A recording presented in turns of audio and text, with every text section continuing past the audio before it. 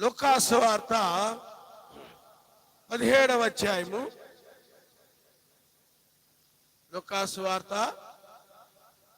17వ అధ్యాయము 15వ వచనం నుండి మనం చదువుకుందాం. ఒకడు అప్పుడు క్షమించండి, మత్తయి సువార్త 17వ అధ్యాయం అమ్మా. మత్తయి సువార్త 17వ అధ్యాయం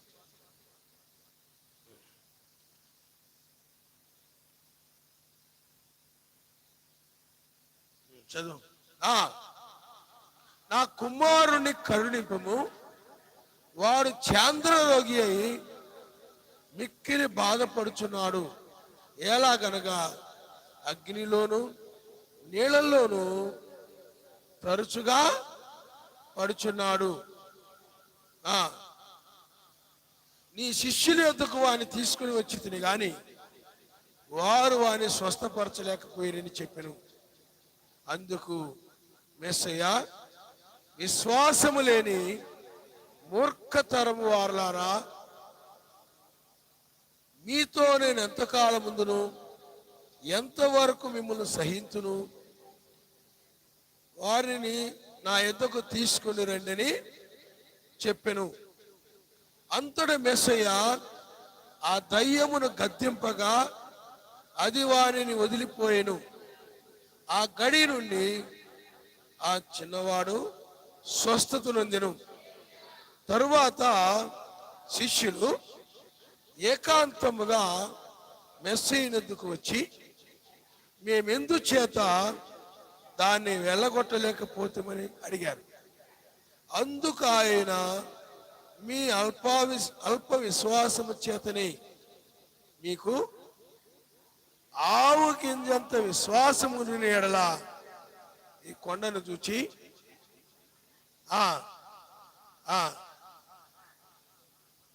మీకు అసాధ్యమైనది ఏది ఉండదని నిశ్చయముగా మీతో చెప్పుచున్నానని వారితో అనేను. అంటే ఇక్కడ నా కుమారుడు వాడు చాంద్రరోగి అయి మిక్కిలి బాధపడుచున్నాడు. ఏలయనగా అగ్నిలోను నీళ్ళలోను తరచుగా పడుచున్నాడు. అయితే ఈ శిష్యులను యొద్దకు వాడిని తీసుకుని వచ్చి తిని గాని వారు స్వస్థపరచలేకపోయారని చెప్పెను. అందుకు మెస్సయ్య, విశ్వాసము లేని మూర్ఖతరము వారలారా అన్నాడు వాళ్ళ శిష్యులు ఏమన్నాడు చెప్పండి? విశ్వాసము లేనటువంటి, అదే మనం అంటే ఊరుకుంటామా? కొంచెం సహజంగా మనుషులు ఏం చేస్తారు చెప్పండి? నన్ను మూర్ఖుడు అన్నాడు, నన్ను మూర్ఖురాలన్నాడు అని మనసులో పెట్టుకొని, కోపం పెట్టుకొని అలా ఇలా ఉంటుంటారు. కానీ ఆ శిష్యులు అలాగూ లేరు. వాళ్ళని ఏమన్నాడు? చాలా మంది మెస్సీ ఎలా తిడుతున్నాడు, ఎలా తిట్టాడు అని కొంతమంది మాటలు పట్టుకొని చాలా మంది ఆయన గురించి చెడుగా ప్రచారం చేస్తూ ఉంటారన్నమాట. కానీ ఇక్కడ మెస్సీ, విశ్వాసము లేని మూర్ఖతరము వారలారా, మీతో నేను ఎంతకాలం ముందును, అంటే ఆయన భూమి మీద 33.5 సంవత్సరాలు, అంటే 33.5 సంవత్సరాలు ఆయన భూమి మీద ఉంటాడు. కాబట్టి నేను ఎంతకాలం మీతో ఉందును, ఎంతవరకు మీరు సహించును, ఎంతవరకు మిమ్మల్ని సహించేది. ఇంకా ఏమన్నాడంటే, వాని నా యొద్దకు తీసుకుని రండి అని చెప్పెను. అంతటా మెస్సయ్య ఆ దయ్యమును గద్దింపగా అది వానిని వదిలిపోయెను. ఆ గడి నుండి ఆ చిన్నవాడు స్వస్థత నొందాడు. ఆ తరువాత శిష్యులు ఏకాంతంగా మెస్సయ్యనొద్దకు వచ్చి, మేమెందుచేత వాని వెళ్ళగొట్టలేకపోతామని అడిగారు. అప్పుడు అందుకు ఆయన, అల్ప విశ్వాసము చేతనే, మీకు ఆవగింజంత విశ్వాసము ఉన్న ఎడల ఈ కొండను చూసి ఇక్కడ నుండి అక్కడికి పొమ్మను గాని అది పోవును, మీకు అసాధ్యమైనది ఏది ఉండదని నిశ్చయముగా మీతో చెప్పుచున్నానని వారితో. అంటే ఇక్కడ శిష్యుల దగ్గరికి ఒక రోగిని తీసుకుని వచ్చినప్పుడు ఆ శిష్యులు ఏం చేశారంటే స్వస్థపరచలేకపోయారు. స్వస్థపరచలేకపోయేటప్పటికీ అప్పుడు ఆ యొక్క పిల్లరా మెస్సీతో వచ్చి ఆ వ్యక్తి చెప్పాడు, అయ్యా నేను శిష్యుల దగ్గర తీసుకొచ్చాను కానీ వాళ్ళు స్వస్థపరచలేకపోయారు అని చెప్పినప్పుడు ఆయన ఏమన్నాడు, విశ్వాసము లేని మూర్ఖతరము వారలారా అన్నాడు. ఏమన్నాడు చెప్పండి? విశ్వాసము లేని మూర్ఖతరము వారలారా. అంటే వాళ్ళల్లో ఆయన కలిగి ఉన్నటువంటి విశ్వాసము, లేకపోతే ఒక వ్యక్తి కలిగి ఉండాల్సిన విశ్వాసము వాళ్ళలో కనబడలేదు. ఎందుకంటే ఒక వ్యక్తి యొక్క దయ్యము లేకపోతే రోగము కానీ ఏదైనా కానీ ఒక వ్యక్తికి తగ్గాలన్నా లేదా స్వస్థపరచబడాలన్నా దయ్యము విడిచిపెట్టి వెళ్ళిపోవాలన్నా విశ్వాసం అనేది ప్రాముఖ్యమైంది. అంటే ప్రార్థన చేయించుకునే వాళ్ళలో కూడా విశ్వాసం ఉండాలి. అలాగే ఇక్కడ శిష్యుల్లో కూడా ఏముండాలి చెప్పండి? విశ్వాసము ఉండాలి. కాబట్టి విశ్వాసము ద్వారానే ఆ కార్యం జరుగుతుంది కనుక వాళ్ళలో ఆ యొక్క విశ్వాసము కనబడలేదు. అందుకని ఆయన ఏమన్నాడంటే, విశ్వాసము లేని మూర్ఖతరము వారలారా, విశ్వాసము లేకుండా మీరు ఈ విధంగా ఉంటున్నారు కాబట్టి ఎంతకాలము నేను మిమ్మల్ని సహించేది? మీలో విశ్వాసం అనేది అంటే స్వస్థపరచగలిగిన లేకపోతే స్వస్థపరచబడేటువంటి విశ్వాసము,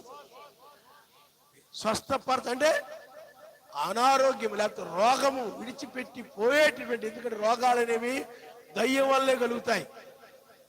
ఏ వ్యాధి, క్యాన్సర్ అయినా లేకపోతే ఏ వ్యాధి అయినా, బలహీనత అయినా, జ్వరమైనా, ఏ వ్యాధి అయినా కూడా ఇటు కలుగు చేసేవాడు ఎవరంటే సాతానుడు.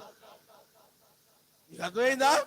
సాతాను ఏం చేస్తా చెప్పిన వ్యాధులు మరి యోబు కలుగు చేసిన ఎవరు? వాడే. కాబట్టి ఆ రోగములను పెట్టేవాడు ఎవరంటే వాడే. కాబట్టి అవి జయించాలంటే, స్వస్థత పొందాలంటే ఏముండాలి చెప్పండి? విశ్వాసం అనేది ఉండాలి. విశ్వాసము ద్వారానే మరి జరుగుతుందా అంటే జరుగుతుంది. ఇప్పుడైతే ఆ నమ్మకాలు చాలా మందిలో లేవు. చాలా మందికి అలాంటి విశ్వాసము, ఆయన మీద అంత నమ్మకం ఈ రోజుల్లో లేదు. కానీ ఆ రోజుల్లో మెస్సీ ఏం చెప్పాడనంటే, విశ్వాసము ద్వారానే స్వస్థత కలుగుతుందని చెప్పాడు. విశ్వాసము లేని మూర్ఖతరము వారలారా, విశ్వాసము లేని మూర్ఖతరము వారలారా. చూడండి, ఆయన అద్భుతాలు చూస్తున్నారు, ఆయన మహత్కార్యాలు చూస్తున్నారు, ఆయన బోధలు వింటున్నారు, ఆయన సూచక్రియలు చూస్తున్నారు, రోగులు స్వస్థపరచబడడం చూస్తున్నారు, చనిపోయిన వారు లేపబడడం చూస్తున్నారు, చెవిటి వారు వినడం చూస్తున్నారు, మూగివారు మాట్లాడడం చూస్తున్నారు. ఎన్నో కార్యాలు మెస్సయ్య యొక్క పరిచర్యలు జరుగుతూ ఉంటే, అన్ని జరుగుతున్నా కానీ వీళ్ళలో ఏం కనపట్లేదు చెప్పండి? విశ్వాసం అనేది కనబట్టలేదు. అందుకు ఆయన అన్నాడు, విశ్వాసం లేని మూర్ఖతరము వారలారా. తన శిష్యుల్ని అన్నాడు ఆ మాట. అర్థమైందా? చాలా మంది, చాలా సంఘాలు ఏం చేస్తారు చెప్పండి? చాలా మంది ఇప్పుడు హైందవులు అనబడిన వాళ్ళు ఉంటారు. వాళ్ళు ఇదిగో మెసేజ్ చూడు, అలాగే మూర్ఖతరం వాళ్ళ అన్నాడు, ఆయన కోపం ఎక్కువ అలా అన్నాడు అంటుంటారు చాలా మంది. కానీ ఆయన వారు ఎన్నో అద్భుతాలు, మహత్కార్యాలు, సూచక్రియలు ఇవన్నీ చూస్తూ ఉన్నప్పటికీ కూడా వారిలో కనబడనటువంటి విశ్వాసమును బట్టి ఆయన ఇంత అద్భుతాలు చూస్తున్నా, ఇన్ని మహత్కార్యాలు చూస్తున్నా, ఉపమానాలు వింటున్నారు, వాక్యం వింటున్నారు, అన్నీ వింటూ ఉన్నారు. కానీ వీళ్ళు ఏం కనపట్లేదు? విశ్వాసము కనపట్లేదే. ఒక రోగి తమ దగ్గరకు వచ్చినప్పుడు ఆ రోగి స్వస్థపరచబడినటువంటి విశ్వాసము వీళ్ళు లేదే అని చెప్పి ఆయన బాధపడి, విశ్వాసములని మూర్ఖతరం వారలారా, కాబట్టి ఆనాడు ఆ శిష్యుల్లో, సొంత శిష్యుల్లోని, ఆయన వర్తమానం వింటున్నటువంటి శిష్యుల్లోని, ఆయన బోధలు వింటున్నటువంటి శిష్యుల్లోని, అద్భుతాలు చూస్తున్న శిష్యుల్లోని విశ్వాసం కనబడలేదు. ఏ బయట వాళ్ళలో కాదు, ఏ అన్యుల్లోనూ కాదు, ఏ యూదుల్లోనూ కాదు, వాళ్ళలో కనపట్టలేదు. సరే, చాలా మంది పాపులు ఉన్నారు, వాళ్ళలో అనుకోవచ్చు, కానీ వీళ్ళల్లో ఏం కనపట్టలేదు చెప్పండి శిష్యుల్లో. అందుకని ఎంతకాలమున, ఎందుకంటే విశ్వాసముతో ఇంకా వాళ్ళు సువార్త ప్రకటించాల్సిన పని ఉంది. కానీ ఎంతకాలము నేను సహించేది, ఎందుకంటే ఒక స్వస్థత అనేటువంటిది విశ్వాసము ద్వారానే జరుగుతుంది కనుక మరొక విధంగా జరగదు. కాబట్టి విశ్వాసం ఏది. అందుకని రెండవ రాకడలో కూడా ఏముండాలి చెప్పండి? విశ్వాసము కలిగిన వారే రెండవ రాకడను నమ్ముతారు. ఈ రెండవ రాకడ ఎవరికి? విశ్వాసము కలిగిన వారికి. సెకండ్ కమింగ్ ఎవరికి? విశ్వాసము కలిగిన వారికి. అందరికీ కాదు. అందరూ కూడా ఏం చేయలేరు చెప్పండి, దీన్ని విశ్వసించలేరు. కాబట్టి ఇక్కడ వారిలో యొక్క విశ్వాసము కనబడకపోయేటప్పటికీ ఆయన విశ్వాసము లేని మూర్ఖతరం వారులారా,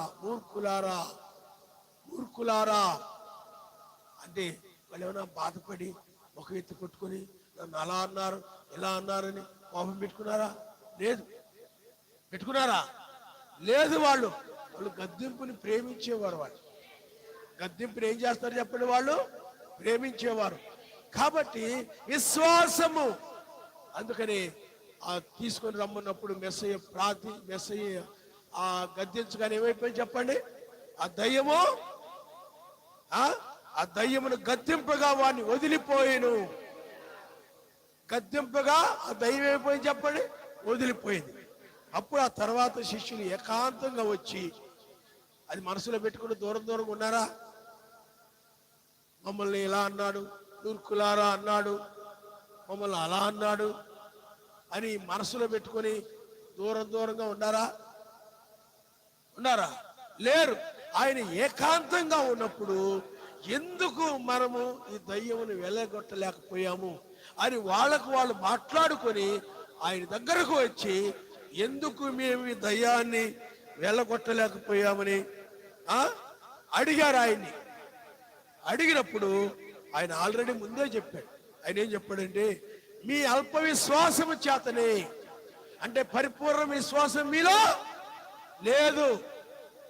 ఏమి లేదు చెప్పండి? మీలో పరిపూర్ణమైన విశ్వాసం మీలో లేదు. కాబట్టి మీరు ఆ విధంగా దయ్యములను వెళ్ళగొట్టలేకపోయారు. అందుకని అల్ప విశ్వాసముతో ఉన్నారు, సందేహముతో ఉన్నారు, అల్ప విశ్వాసముతో ఉన్నారు. అందువలనే మీరు స్వస్థపరచలేకపోయారు. ఈ రోజుల్లో చాలా మంది స్వస్థత పొందకపోవడానికి కారణం ఏంటంటే సరైన విశ్వాసము లేకపోవడమే. అందుకు ఆయన అన్నాడు, మీకు ఆవగింజంత విశ్వాసం ఉండిన యెడల ఈ కొండను చూసి, ఆవగింజంత విశ్వాసం, ఆవగింజ అంటే చాలా చిన్నది, కొద్ది విశ్వాసం ఉంటే చాలు. ఆవగింజంత విశ్వాసము చూడండి, కొండ అంటే చాలా పెద్దది. ఈ కొండను చూచి ఇక్కడి నుండి అక్కడికి పొమ్మనగానే అది పోవును, మీకు అసాధ్యమైనది ఏది ఉండదని నిశ్చయముగా మీతో చెప్పుచున్నానండి. అంటే విశ్వాసముతో, సందేహింపకుండా విశ్వాసముతో ఈ కొండను చూసి అక్కడికి పొమ్మనగానే ఆ కొండ అలా కదిలిపోతుందని చెప్పాడు. అంటే మీకు అసాధ్యమైనది ఏది కూడా, ఈ దయ్యాలు గాని ఈ రోగాలు గాని ఏది కూడా మీకు అసాధ్యమైనది ఉండదు. మీరు ఏది చెప్తే విశ్వాసంతో అది జరుగుతుంది. సందేహము లేకుండా ఇది జరుగుతాదని మీరు గనక ఆ విధంగా గనక విశ్వాసముతో గనక మీరు చెప్పినట్లయితే, లేకపోతే గద్దించినట్లయితే ఆ దయ్యము వదిలిపోయేది. కానీ మీరు విశ్వాసము పరిపూర్ణంగా లేదు. మెస్సీతో ఉన్నాం కాబట్టి పర్వాలేదులే, ఆయన అద్భుతాలు చూస్తున్నాం పర్వాలేదులే, వర్తమానం వింటున్నాం పర్వాలేదులే అనుకుంటున్నారు. కానీ మీరు స్వస్థపరచబడగలిగినటువంటి విశ్వాసం మీలో లేదన్నాడు. ఎందుకనంటే ఈ సెకండ్ కమింగ్లో కూడా ఆయన పిల్లారా ఆయనే స్వస్థతనిచ్చు రెక్కలతో, నీతి సూర్యుడు స్వస్థతనిచ్చు రెక్కలతో అస్తమయము రాలేదు, అర్ధరాత్రి రాలేదు, కోడి కూసే వేళ రాలేదు, తెల్లవారుజామున వచ్చాడు. కాబట్టి ఇప్పుడు ఆయన భూమి మీద వేకు చుక్కగా ఉన్నాడు. ఇప్పుడు ఆయన భూమి మీద ఏ విధంగా ఉన్నాడు చెప్పండి? వేకు నక్షత్రముగా ఉండి ఆయన స్వస్థపరచు రెక్కలతో వచ్చాడు. అదే మలాకీలో చెప్పబడింది. అదే చూడండి, మలాకీ 4వ అధ్యాయము, మలాకీ 4వ అధ్యాయము 2వ వచనం. అయితే నా నామమందు భయభక్తులు గల వారు మీకు నీతి సూర్యుడు ఉదయించను, అతని రెక్కలో ఆరోగ్యము కలుగు చేయడు గనుక మీరు బయలుదేరి కొవ్విన దూడలు గంతులు వేయినట్లు గంతులు వేయుదురు. ఆ కొవ్విన దూడలు గంతులు వేయినట్లు అంటే ఇప్పుడు ఆ నీతి సూర్యుడు ఆయనే. అంటే నీతి సూర్యుడు అనగా మెస్సయ్య, వేకు చుక్కన కూడా మెస్సయ్యే. నీతి సూర్యుడు అనగా మెస్సయ్య. నీతి సూర్యుడు అంటే వేరు, వేకు చుక్క అంటే వేరు కాదు. ఆ నీతి సూర్యుడు అంటే మెస్సయ్యే. ఇప్పుడు వేకుజామును వచ్చి మేల్కొలిపే నక్షత్రముగా ఉన్నాడు. అంటే సూర్యుడు అంటే పగలని ఏలేవాడు అనమాట. అందుకు పగలని ఏలిపి రాత్రిని ఏలేది ఎవరు? చంద్రుడు. పగలని ఏలేది ఎవరు? సూర్యుడు. వేకు చుక్క సూర్యుడు నిద్ర లేపడం, సూర్యుడు నిద్ర లేపడం. నిద్ర లేపేది ఎవరు? వేకు చుక్క. అందుకని తెల్లవారుజామున 3 గంటలకి 3 గంటల తర్వాత అందరు కూడా ఇక్కడ నిద్ర మేల్కుంటారు. చుక్క పొడిచిందిరా. ఇప్పుడంటే మనకి గడియారాలు ఇవన్నీ వచ్చాయి. ఆ రోజుల్లో ఆ చుక్కను చూసి, వేకు నక్షత్రాన్ని చూసి ఓ నిద్ర మేల్కొని వేళయింది. అందుకనే అది ప్రధానమైన నక్షత్రము, ముఖ్యమైన నక్షత్రము, నిద్ర మేల్కొనిపోయే నక్షత్రం. సాయంకాల నక్షత్రం ఏం చేస్తుంది చెప్పండి? రాత్రి రాబోతుంది భూమి మీదకని. ఇదైతే పగలు రాబోతుంది, మీరు లేవండి అని చెప్పి నిద్ర మేల్కొనిపోయిన నక్షత్రముగా ఆయన రంగం మీదకి వచ్చాడు. ఇప్పుడు ఆయన స్వస్థపరిచేవాడుగా ఉన్నాడు. హల్లెలూయా, హల్లెలూయా. అని స్వస్థపరచడం అంటే విమోచన. ఇది కూడా విమోచనే. అంటే ఇది దయ్యం నుండి విమోచన. ఏది? మెస్సయ్య మొదటి రాకడలో దయ్యాన్ని నుండి విమోచించాడు ఒక వ్యక్తిని. కానీ ఇదేమిటంటే దేహము నుండి విమోచన. నీ హృదయము లోకం నుండి విమోచించబడుతుంది. అప్పుడు అంటే క్షయమయ్యే వాటి నుండి హృదయం విమోచించబడుతుంది. అప్పుడు ఈ శరీరం కూడా మరణం నుండి విమోచించబడుతుంది. హల్లెలూయా, హల్లెలూయా. కాబట్టి స్వస్థపరచడం అంటే ఏమి చెప్పండి? విమోచన. విమోచన అంటే ఇప్పటి వరకు వధువు ఏం చేస్తుంది? మూలుగుతా ఉంది. కాబట్టి ఆమెను స్వస్థపరచడానికి వచ్చాడు. స్వస్థపరచడం అంటే ఏమి చెప్పండి? విమోచన. విమోచన అంటే పోయిన ఆరోగ్యమును మరలా తిరిగి పొందుకోవడమే. ఆరోగ్యంగా ఉండేదానివి అనారోగ్యం పాలైపోయావు. స్వస్థత పొందిన తర్వాత మరలా ఆరోగ్యవంతురాలుగా మారుతావు. అలాగే ఆరోగ్యవంతురాలుగా మారడమే ఏమైనా చెప్పండి అన్న. ఆరోగ్యవంతులుగా మారడమే స్వస్థత, విమోచన. కాబట్టి పిల్లారా, ఆ విధంగా స్వస్థపరిచేవాడుగా ఆయన 2వ రాకడలో, అంటే మనం ఒకప్పుడు ఏదోనులో ఆ యొక్క మహిమ శరీరంతో ఉండే ఆదాము అవ్వలు ఏ శరీరాన్ని అయితే కలిగి ఉన్నారో ఆ శరీరాన్ని కలిగి ఉండే వాళ్ళవి. అంటే ఆదాములో ఉండి తర్వాత ఏమైపోయింది? ఇప్పుడు ఆదామును బట్టి మనం కోల్పోయాం దాన్ని. ఆదాము అవ్వల యొక్క పాపాన్ని బట్టి మనం కోల్పోయాం. మరలా ఇప్పుడు మరలా ఆయన వచ్చి మనల్ని ఏం చేస్తాం? ఎందుకంటే అది కోల్పోయి దానికోసం మూలుగుతున్నాం అనమాట. ఆ మరణము లేని మహిమ శరీరం కోసం మూలుగుతూ ఉంటే ఇప్పుడు ఆ మరణము లేనటువంటి ఆ గుడారముని ఇప్పుడు ఆయన తీసుకొని వచ్చాడు. కాబట్టి దీనికి ఏమి కావాలి? దాన్ని పొందుకోవాలంటే విశ్వాసము కావాలి. కోల్పోయిన దాన్ని తిరిగి పొందుకోవాలంటే ఏం కావాలి చెప్పండి? విశ్వాసం. అందుకని అన్నాడు, నేను మరలా భూమి మీదకి వచ్చి విశ్వాసమును కనుగొందునా. చూడండి, 7 సంఘ కాలం 7 దూతల కంటే కూడా ఇప్పుడు వేకు చుక్క యొక్క రాకడని ద్వేషించి ఎక్కువగా ద్వేషించారనమాట. మీకు అర్థమైందా? ఎక్కువగా ద్వేషించబడ్డారు. ఇప్పుడు ఈ వర్తమానాన్ని బట్టి సంఘాలు నన్ను ఎక్కువగా ద్వేషించాయి. మీరు నమ్మిన దాన్ని బట్టి మిమ్మల్ని కూడా ఎక్కువగా ద్వేషిస్తున్నాయి. ఆ రోజుల్లో కూడా మెస్సీని ఏం చేసేటప్పుడు ద్వేషించారు. అలాగే ఆయన శిష్యులు కూడా ద్వేషించారు. ఆయన బోధ నమ్మిన వారు కూడా ద్వేషించారు. అయితే అప్పటికంటే కూడా బ్రహ్మం గారి కాలంలో కంటే కూడా అయ్యగారి కాలంలో కంటే కూడా ఎక్కువగా ఆయన ద్వేషించబడిన కాలం ఇదనమాట. అందుకని విశ్వాసమును కనుగొందునా. ఎందుకని? మనుషుల్లో దుర్బోధనలు నమ్మి, అబద్ధ బోధనలు నమ్మి, ఇప్పుడు సత్యమైన బోధన నమ్మేవాళ్ళు కనపట్టలేదు, వాక్యాన్ని నమ్మేవాళ్ళు కనపట్టలేదు. కల్పిత బోధనలు నమ్ముతున్నారు. ఎక్కడ చూసినా కల్పిత వాక్యాలు నమ్ముతున్నారు కానీ బైబిల్లో ఉన్నది లేనిది బోధించే వాళ్ళు నమ్ముతున్నారు. కానీ ఉన్నది ఉన్నట్లుగా ఆయన ఏది చూపించాడో దాన్ని బోధిస్తుంటే దాన్ని నమ్మేవాళ్ళు కనపట్లేదు. బహు కొద్ది మంది మాత్రమే నమ్ముతారని బైబిల్ చెప్తుంది. ఆయన నమ్మనిస్తారు. హల్లెలూయా, హల్లెలూయా. బహు కొద్ది మంది మాత్రమే నమ్ముతారు కానీ అనేక మంది నమ్మరు. అందుకని ఇప్పుడు ఆయన తృణీకరించబడిన రీతిగా ఏ కాలంలో కూడా ఆయన తృణీకరించబడలేదు మెస్సయ్య. కాబట్టి పిల్లారా, అందువల్ల ఇప్పుడు విశ్వాసము ద్వారా ఆ యొక్క కుమారుడు ఏం పొందాడు చెప్పండి? స్వస్థత పొందాడు. ఇప్పుడు కూడా వధువు విశ్వాసము ద్వారానే స్వస్థత పొంది. కాబట్టి విశ్వాసము పిల్లారా, విశ్వాసముతో గద్దించాడు కాబట్టి మెస్సయ్య ఆ దయ్యం వదిలిపోయింది. హల్లెలూయా, హల్లెలూయా. కాబట్టి విశ్వాసముతో సందేహం లేకుండా నేను అలాగూ చెప్తే జరుగుద్దని నేను దయ్యమును వదిలిపోమని చెప్పాను అనుకోండి, అది వదిలిపోద్దని ఆయన చెప్పినప్పుడు అది జరుగుతుందని విశ్వాసంతో చెప్పాడు. ఇంకా జరుగుద్దని ఆయన ఏది చెప్పాడో దాన్ని జరుగుతుందో లేదో నాకు సందేహించాల. చాలా మంది ప్రార్థన చేయించుకొని సందేహపడిపోతుంటారు. దాని మీద నమ్మకంతో అలా ఉండరు. ఇక అర్థమైందా? చాలా మంది చెప్పిన తర్వాత కూడా సందేహపడిపోతుంటారు. నిజమా కాదా, జరుగుద్దా లేదా సందేహపడిపోతుంటారు. వాళ్ళని అల్ప విశ్వాసులు అంటారు. ఆ అల్ప విశ్వాసులే మూర్ఖులు అన్నాడు ఆయన. మూర్ఖులు అన్నాడు. కాబట్టి పిల్లారా, ఇంకొక వచనం మనం చదువుకుందాం. మనము లూకా సువార్త 8వ అధ్యాయము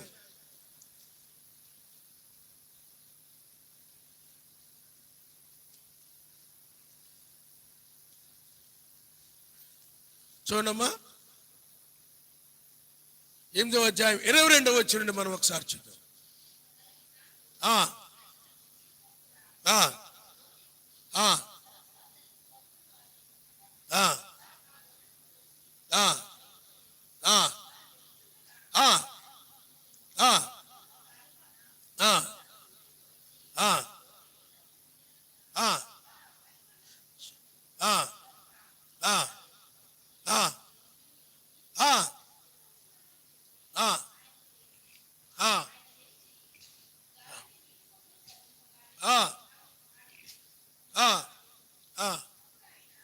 అప్పుడు ఆయన మీ విశ్వాసం ఎక్కడని వారితో నేను. అయితే వారు భయపడి ఈయన గాలికిని నీళ్లకును ఆజ్ఞాపింపగా అవి లోబడుచున్నవే, ఈయన ఎవరో అని ఒకరితోనొకడు చెప్పుకొని ఆశ్చర్యపడ్డారు. అంటే మరి ఒకనాడు ఆయన తన శిష్యులతో కూడా ఒక దోణి ఎక్కి సరస్సు అద్దరికి పోదమని వారితో చెప్పగా వారు ఆ దోణిను త్రోసి బయలుదేరి వారు వెళుచుండగా ఆయన నిద్రించాడు. అంతలో గాలి వాన ఆ సరస్సు మీదకి వచ్చి దోణి నీళ్లతో నిండినందున వారు అపాయకరమైన స్థితిలో ఉండ్రి. కనుక ఆయన యొద్దకు వచ్చి మెస్సయ్యా, మెస్సయ్యా, మేము నశించిపోతున్నామని చెప్పి ఆయన లేపారు. ఆయన లేచి గాలిని నీటి పొంగును గద్దింపగానే అవి అణిగి నిమ్మలమాయను. అంటే ఇక్కడ పిల్లారా చూడండి, మెస్సయ్య దయ్యాన్ని గద్దించినప్పుడు విశ్వాసముతో ఆ దయ్యం ఏమైపోయింది చెప్పండి, ఆ కుమారుని వదిలిపెట్టి వెళ్ళిపోయింది. అలాగే వీళ్ళు కూడా ఆ గాలి ఏమండి చూడండి, వారు వెళ్ళుచుండగా నిద్రించి అంతలో గాలి వాన వచ్చేసింది. విపరీతమైన గాలి వచ్చేసింది, విపరీతమైన వాన వచ్చేసింది. ఇంకా పడవంతా కూడా, దోణి కూడా అలా ఇలా అలా అలా ఊగిపోతా ఉందన్నమాట. కానీ ఆయనేమో ఆ దోణి మీద ఉండి నిద్రిస్తూ ఉన్నారు. ఇంకా ఎలా ఉందంటే ఇంకా పడవ మునిగిపోయేలా ఉందన్నమాట. ఆ గాలికి అలలు, పెద్ద పెద్ద అలలు లెగిసిపోతా ఉన్నాయి. ఆ గాలికి ఏం చేస్తుంది చెప్పండి? పెద్ద పెద్ద అలలు లెగిసిపోతున్నాయి. తర్వాత విపరీతమైన గాలి కొడతా ఉండేటికి ఆ గాలి దెబ్బకి పడవ అటు ఇటు అటు ఊగిపోతా ఉంది. విపరీతమైన వర్షం పడతా ఉంది. ఆ వర్షం పడేటప్పటికి వీళ్ళు, పిల్లారా చూడండి, వీళ్ళు వెంటనే వీళ్ళు ఏం చేయాలంటే విశ్వాసముతో ఆ గాలిని ఏం చేయాలి చెప్పండి? ఆ నీటి పొంగును, నీరు ఆ విధంగా పొంగుతా ఉంది. పెద్ద పెద్ద కెరడాలతోటి పడవను ఊపేస్తా ఉన్నాయి. దానిని, ఆ గాలిని, వానని వీళ్ళేం చేయాలంటే, లేకపోతే గాలి వాన లేకపోతే ఆ తుఫానుని వీళ్ళేం చేయాలి? విశ్వాసముతో వాళ్ళు ఏం చేయాలి? గద్దించాలి. ఏమని? వర్షమా ఆగిపో, గాలి ఆగిపో అని చెప్పి విశ్వాసముతో వాళ్ళు ఏం చేయాలి చెప్పండి? గద్దించాలి. గద్దించకుండా వీళ్ళు ఏం చేస్తున్నారంటే, మెస్సయ్యని, నిద్రిస్తున్న మెస్సయ్యని, అయ్యా మెస్సయ్యా మేము నశించిపోతున్నాము, మేము నశించిపోతున్నాము అని కేకలు వేసినప్పుడు ఆయన అన్నాడు, మీలో విశ్వాసం ఎక్కడా అని చెప్పి దాన్ని గద్దించినప్పుడు అది అణిగిపోయింది. కాబట్టి విశ్వాసము ద్వారా ఆ తుఫాను గాలి వానలు కలుగు చేసిన వాడు ఆ సాతానుడే. అలలన్నీ కూడా వాళ్ళ మీదకి వచ్చేలాగున సముద్ర ఆ సరస్సంతా కూడా అటు ఇటు ఆ యొక్క నీటి పొంగు, ఆ యొక్క పడవ మునిగిపోయేలాగున గాలి, విపరీతమైన భయంకరమైన అపాయకరమైన పరిస్థితి. ఆ సమయంలో వీళ్ళు విశ్వాసముతో గద్దించినప్పుడు అది మొత్తం కూడా నిమ్మలమైపోద్ది అనమాట, ఆగిపోద్ది అనమాట. కానీ వాళ్ళు ఏం చేయలేదు చెప్పండి? సందేహించారు. అది మనకు అసాధ్యం అనుకున్నారు, ఇది మన వల్ల కాదనుకున్నారు. ఈ తుఫాను, ఈ యొక్క గాలి ఇది ఆగదనుకున్నారు, మన వల్ల కాదనుకున్నారు.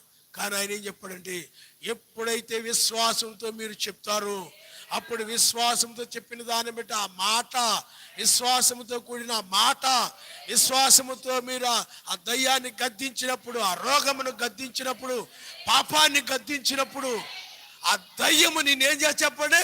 వదిలిపెట్టి నిన్ను వెళ్ళిపోద్ది. హల్లెలూయా. మరి అన్నడు అది రాకుండా గద్దించాలి. అలాగే పిల్లారా, సాతానుడు కూడా నిన్నేం చేస్తున్నాడే? స్వస్థపరచబడకుండా, నీ దేహం విమోచించబడకుండా, నీ శరీరము స్వస్థపరచబడకుండా అంటే మార్పు చెందకుండా, నీ శరీరం మారకుండా, మట్టి ఈ యొక్క క్షయమైన శరీరం అక్షయమైన శరీరంగా మారకుండా వాడు ఏం చేస్తుంటాడంటే, నీ హృదయంలోనికి ఈ యొక్క పాపపు అలలు తీసుకొస్తుంటాడు. దయ్యాన్ని, రోగాలను తీసుకొచ్చినట్టుగానే నీ హృదయంలోనికి తుఫానులు, గాలులు, చెడు ఆలోచనలు, చెడు తలంపులు నీ హృదయంలోని తీసుకొచ్చేసినప్పుడు నీ హృదయం అపాయకరమైన పరిస్థితులకు వెళ్ళిపోద్ది. నీ జీవితం అపాయకరమైన పరిస్థితులకు వెళ్ళిపోద్ది. ఎందుకంటే నువ్వు అల్ప విశ్వాసంతో ఉన్నావు కాబట్టి, నీలో విశ్వాసం అనేది లేదు కాబట్టి. అందువల్ల నీ హృదయంలోనికి ఆ పాపం అనేటువంటిది వచ్చి ఏలుబడి చేస్తాడు అనమాట. ఆ దురాలోచనలు అనేవి, ఆ అసూయ అనేటువంటిది, ఆ గర్వం అనేటువంటిది, ఆ కోపం, ఆ చెడుతనాలు నీలోనికి వచ్చేసి నిన్నేం చేస్తాయి చెప్పండి? అల్లకల్లోలో చేస్తున్నావు నీ జీవితాన్ని. అదే నిజమైన విశ్వాసం అయితే నువ్వేం చేస్తావు చెప్పండి? ఆ పాపాన్ని ఏం చేస్తావు? గద్దిస్తావు. దైవా వెళ్ళు, విశ్వాసంతో చెప్పినప్పుడు అది వెళ్ళిపోతుంది. ఈ రోగాలు ఎలాగా కలుగు చేస్తుందో దయ్యము, అలాగే నీ హృదయాన్ని కూడా పాపముతో నింపేసి, పాపము తలంపులతో నింపి నీ జీవితాన్ని నాశనం చేసేది కూడా. ఎందుకంటే ఆ గాలి తుఫాన్లు ఎలాగైతే వాళ్ళని నాశనం చేయాలని చూసాయో, అలాగే పాపం అనేది కూడా దానికంటే భయంకరమైనది పాపం. ఆ గాలి తుఫాన్లు అయితే ప్రాణాలు పోతాయి అంతే. కానీ పిల్లారా, ఇది అలా కాదు, నరకానికి తీసుకుపోతుంది. ఇక అర్థమైందా? కాబట్టి మీరు ఆలోచన చేయండి. చాలా మంది వాళ్ళ యొక్క జీవితాలలో, ఇప్పుడు ఉదాహరణకి ఇస్కరియోతు యోధ ఉన్నాడు బైబిల్లో. ఇంకా ఏదోనులో అవ్వ ఉంది. ఉదాహరణకు అవ్వ ఉందనుకోండి, అవ్వా ఓ ఏదోనులో తిరుగుతూ ఉంది. అలాగే సర్పము కూడా అక్కడ తిరుగుతూ ఉన్నాడు. వాడు చర్మం చూసినప్పుడు ఎర్రగా అందంగా కనపడుతున్నాడు, నెగనెగలాడిపోతుంది. సర్పం చూడండి, శపించబడినా కానీ మెరుస్తూ ఉంటుంది, రంగులు రంగులుగా మెరుస్తూ ఉంటుంది అనమాట. అది సర్పం చాలా అందంగా ఉన్నాడు వాడు. ఓ ఇప్పుడు పిల్లలాగా జిమ్కి వెళ్ళి దానికెళ్ళి దీనికెళ్ళి జిమ్నాస్టిక్స్కి వెళ్ళి వాటికెళ్ళి వీటికెళ్ళి ఎలాగైతే అందంగా కనపడుతున్నాడు, అందంగా తయారైపోతుంటారో, శరీరాన్ని అందంగా తయారు చేసుకుంటారో, సాతాను కూడా అలా అందంగా కనపడుతున్నాడు. అందుకనే అందము మోసకరం అని బైబిల్ చెప్తుంది. వాడు అందగాడని ఉంది బైబిల్లో. వాడు అందంగా ఉండేవాడు అనమాట. ఏదోల్లో ఆదాము కంటే కూడా అందంగా ఉండేవాడు. అందంగా తిరుగుతూ ఉండేవాడు, చాలా అందంగా కనబడేవాడు. ఇప్పుడు ఎలాగైతే అందంగా తయారైపోతున్నారు చాలా మంది, అందుకని వాళ్ళ శరీరం చూడగానే అందంగా కనపడుతుంది. అందుకని చాలా మంది శరీరాలు చూడగానే అందంగా కనపడతాయి. అందాలు చూసి మోసపోకూడదు. అందము మోసకరము, సౌందర్యమో వ్యర్థమని బైబిల్ చెప్తా ఉంది.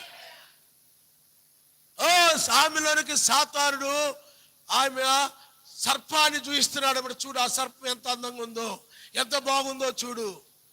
ఓ ఆ సర్పము చూడు, ఓ సర్పము నిన్ను ప్రేమిస్తూ ఉంది, లేకపోతే ఆ సర్పము నిన్ను ప్రేమిస్తూ ఉంది, సర్పానికి నువ్వంటే ఇష్టం అని రకరకాలైన ఆలోచనలు అవ్వలో పెడుతున్నాడు అన్నమాట సాతాను. మీకు అర్థమైందా? అవ్వలో తీసుకొచ్చి పెడుతున్నాడు. చూడు అది బాగా చూడు, ఎంత చక్కగా ఉన్నాడు, ఎంత చక్కగా మాట్లాడుతున్నాడు, మాటలు చాలా బాగున్నాయి, చూడడానికి చాలా నాజుగ్గా ఉన్నాడు, అందమైన కళ్ళు, అందమైన ముఖం, మనిషికి దగ్గరగా ఉండేవాడు అనమాట. ఆదాం కంటే అందంగా ఉండేవాడు. వాడు అందగాడు ఉంది బైబిల్లో. వాడు ఆ అందాన్ని చూసిందనమాట. ఈమె అందాన్ని చూసి ఆ యొక్క అవ్వ ఆ సర్పమును ప్రేమించింది. ఈనాడు కూడా ఆడపిల్లలు చాలా మంది అలాగే ప్రేమిస్తూ ఉంటారు. ఇక అర్థమైందా? స్కూల్లో, కాలేజీల్లో, క్లాసులో అబ్బాయిల్ని అలాగా వాళ్ళతో ఎక్కువ మాట్లాడడం ఈ విధంగా. కానీ సర్పమును ఎప్పుడైతే సాతానుడు సర్పాన్ని గురించి రకరకాల ఆలోచనలు, పాపపు ఆలోచనలు, పాపపు తలంపులు, అవన్నీ ఆ చెడు తలంపులు, ఆ వాడి మీద ప్రేమతో కూడిన తలంపులు, అవన్నీ ఆ కామంతో కూడిన తలంపులు, చెడు తలంపులు ఆమెలోకి వస్తున్నప్పుడు ఆమె చూడండి, అవన్నీ కూడా ఆమె జీవితాన్ని నాశనం చేయడానికి తుఫాను వల్ల ఆమె హృదయంలోకి వస్తున్నాయి. ఆమె యొక్క హృదయంలోకి వస్తున్నాయి ఆ తలంపులన్నీ, ఆశలన్నీ కూడా ఆమె హృదయంలోకి వస్తున్నాయి. పాపపు ఆలోచనలన్నీ కూడా, పాపపు తలంపులన్నీ కూడా ఆమె వెంటనే ఏం చేయాలంటే ఆమె విశ్వాసముతో వాడి మాటలని, ఇదిగో తిని దినమున మీరేమి చావరే చావరు, ఆ మాటలన్నీ కూడా ఆమె ఎదిరించాలి, అవిశ్వాసాన్ని ఎదిరించాలి, పాపపు ఆలోచనలు, పాపాన్ని ఆమె ఎదిరించాలి. ఆమె విశ్వాసముతో ఎదిరించలేదు. ఎదిరించకుండా ఏం చేసి చెప్పండి? సందేహించింది. వాక్యాన్ని ఏం చేసింది ఆమె? వాక్యాన్ని నమ్మి ఎదిరించాలి. హల్లెలూయా. అలాగే ఇక్కడ కూడా ఆయన్ని నమ్మి తుఫాన్ని ఏం చేయాలి చెప్పండి? ఆయన నామములో ఆ గాలి వానని విడిచిపో, ఈ సరస్సును అన్నప్పుడు విడిచిపోతాయి. విశ్వాసంతో, ఆయన మీద విశ్వాసంతో ఉంది. ఎందుకంటే ఆయన చేయగలడని విశ్వాసంతో కావాలి. ఆయనకు అసాధ్యమైంది ఏమీ లేదని నువ్వు నమ్మాలి.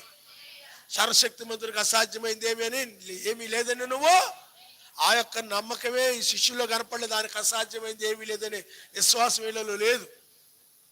కాబట్టి పిల్లారా, అద్దయ్యపు ఆలోచనలు ఏం చేయాలంటే గద్దించాలి. వాడి మాటలు ఏం చేయాలి?